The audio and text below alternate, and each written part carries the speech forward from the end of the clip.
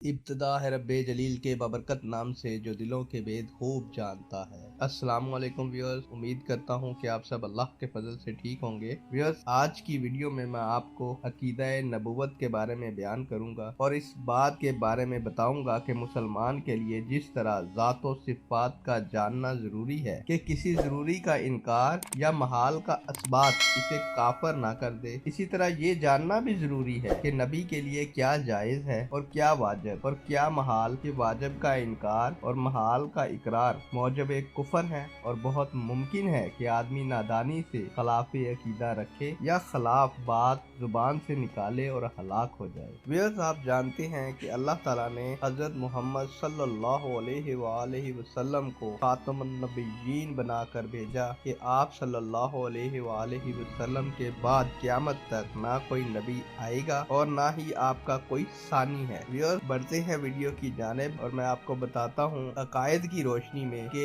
नबी के बारे में हमारा मुसलमान होने के नाते से क्या अकीदा होना चाहिए। उम्मीद करूंगा कि आप मेरी वीडियो को पसंद करेंगे, दूसरों तक पहुंचाएंगे ताकि दूसरे लोग भी इस मालूमात से फायदा उठा सकें। व्यूअर्स, ये मालूमात मैंने बहार शरीयत इस्लामी किताब से ली है, आप भी तस्दीक कर सकते हैं। अकीदा नंबर 1, नबी उस बशर को कहते हैं जिसे अल्लाह ताला ने हदायत के लिए वही भेजी हो और रसूल बशर ही के साथ खास नहीं बल्कि मलाइका में भी रसूल है। अकीदा नंबर 2, अंबिया सब बशर थे और मर्द थे, ना कोई जिन नबी हुआ और ना औरत। अकीदा नंबर 3, अल्लाह अज़्ज़ा वजल पर नबी का भेजना वाजिब नहीं, उसने अपने फजलो करम से लोगों की हदायत के लिए अंबिया भेजे। अकीदा नंबर 4, नबी होने के लिए उस पर वही होना जरूरी है, वो आप फरिश्ता की मार्फत हो या बिलावास। अकीदा नंबर 5, बहुत से नबियों पर अल्लाह ताला ने सहीफे और आसमानी किताबें उतारी, उनमें से 4 किताबें बहुत मशहूर हैं। नंबर 1 तौरात हजरत मूसा अलैहिस्सलाम पर उतरी। नंबर 2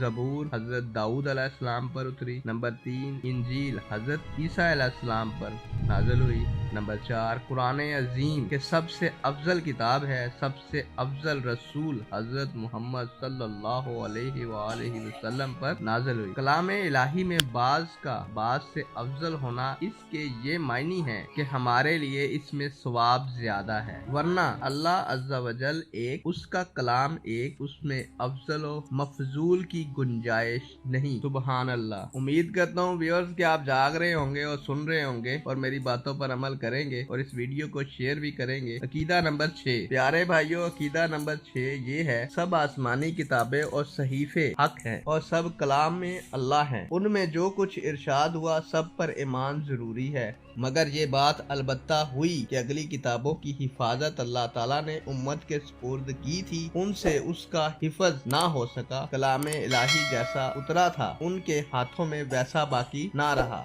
बल्कि उनके शरीरों ने तो ये किया कि उनमें तहरीफें कर दी, यानी अपनी ख्वाहिश के मुताबिक घटा बढ़ा दिया। लिहाजा जब कोई बात उन किताबों की हमारे सामने पेश हो तो अगर वो हमारी किताब के मुताबिक है हम उसकी तस्दीक करें, और अगर मुखालिफ है तो यकीन जाने कि ये उनकी तहरीफात है, और अगर मुवाफकत मुखालफत कुछ मालूम नहीं तो हुक्म है कि हम इस बात की ना तस्दीक करें ना तकजीब, बल्कि यूं कहें कि आमनतु बिल्लाहि व मलाइकातिही व कुतुबिही व रुसुलिही। तर्जुमा, अल्लाह अज़्ज़ा वजल और उसके फरिश्तों और उसकी किताबों और उसके रसूलों पर हमारा ईमान है। अकीदा नंबर 7, क्योंकि ये दीन हमेशा रहने वाला है, लिहाजा कुरान अजीम की हिफाजत अल्लाह अज़्ज़ा वजल ने अपने जिम्मा रखी। फरमाया बेशक हमने कुरान उतारा और बेशक हम इसके जरूर निगहबान हैं, लिहाजा उसमें किसी हरफ या नुक्ता की कमी बेशी मुहाल है। अगरचा तमाम दुनिया इसके बदलने पर जमा हो जाए तो जो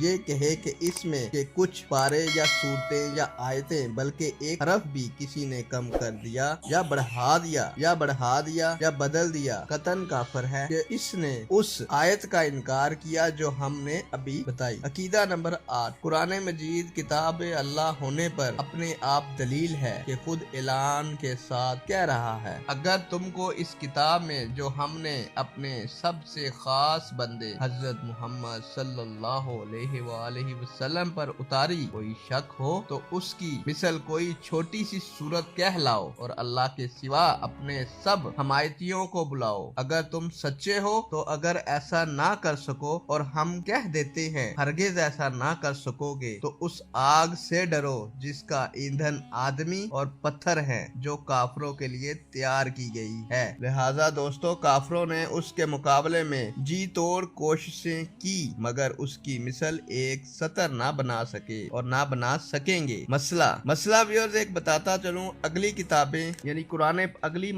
قرآن مجید سے پہلے کی کتابیں انبیاء کرام کو ہی زبانی یاد ہوتی، لیکن قرآن عظیم کا معجزہ ہے کہ مسلمانوں کا بچہ یاد کر لیتا ہے اسے۔ عقیدہ نمبر 9، قرآن عظیم کی 7 قراتیں سب سے زیادہ مشہور اور متواتر ہیں۔ ان میں معاذ اللہ کہیں اختلاف معنی نہیں، وہ سب حق ہیں۔ اس میں امت کے لیے آسانی یہ ہے کہ جس کے لیے جو قرات آسان ہو وہ پڑھے، اور حکم یہ ہے کہ جس ملک میں جو قرات رائج ہے عوام کے سامنے وہی پڑھی جائے۔ عقیدہ نمبر 10، قرآن مجید نے دوستو پہلی کتابوں کے بہت سے احکام منسوخ کر دیے، یوں ہی قرآن مجید کی بعض آیتوں نے بعض آیت کو منسوخ کر دیا۔ یہ بات کا ہمارا عقیدہ ہونا چاہیے۔ یہ عقائد میں اس لیے بتا رہا ہوں کہ ان باتوں پر ہمارا یقین ہونا چاہیے۔ ہمارے بچوں کو، ہمارے بڑوں کو، ہمارے بزرگوں کو، ہماری بہنوں کو، ہماری ماؤں کو یہ عقائد ترتیب کے ساتھ یاد ہونے چاہیے اور ان کی سمجھ ہونی چاہیے۔ عقیدہ نمبر 11، نسخ کا مطلب یہ ہے کہ بعض احکام کسی خاص وقت کے لیے ہوتے ہیں مگر یہ ظاہر نہیں کیا جاتا کہ یہ حکم فلاں وقت تک کے لیے ہے، جب میعاد پوری ہو جاتی ہے تو دوسرا حکم نازل ہوتا ہے، جس سے بظاہر یہ معلوم ہوتا ہے کہ وہ پہلا حکم اٹھا دیا گیا اور حقیقتاً دیکھا جائے تو اس کے وقت کا ختم ہو جانا بتایا گیا۔ منسوخ کے معنی بعض لوگ باطل ہونا کہتے ہیں، یہ بہت سخت بات ہے۔ احکام الہیہ سب حق ہیں، وہاں باطل کی رسائی کہاں؟ ویئرز، آپ کو معلومات کے لیے بتاتا چلوں کہ یہ تقریباً 50، 51 عقائد ہیں جو ہمیں معلومات ہونی چاہیے۔ ٹائم کی کمی اور ویڈیو کی طوالت سے بچنے کے لیے میں اس کو پارٹس میں بناؤں گا۔ آج اس کا پارٹ نمبر 1 آپ کی خدمت میں پیش کر رہا ہوں، تو انشاءاللہ جلد ہی پارٹ نمبر 2 پیش کروں گا۔ امید کرتا ہوں کہ یہ ویڈیو آپ کے لیے فائدہ مند ثابت ہوگی اور آپ اس کو دوسروں تک شیئر کریں گے۔ آپ سے اجازت چاہتا ہوں نیک دعاؤں اور تمناؤں کے ساتھ۔ اللہ تعالیٰ آپ لوگوں کا حامی و ناصر ہو۔ اللہ حافظ۔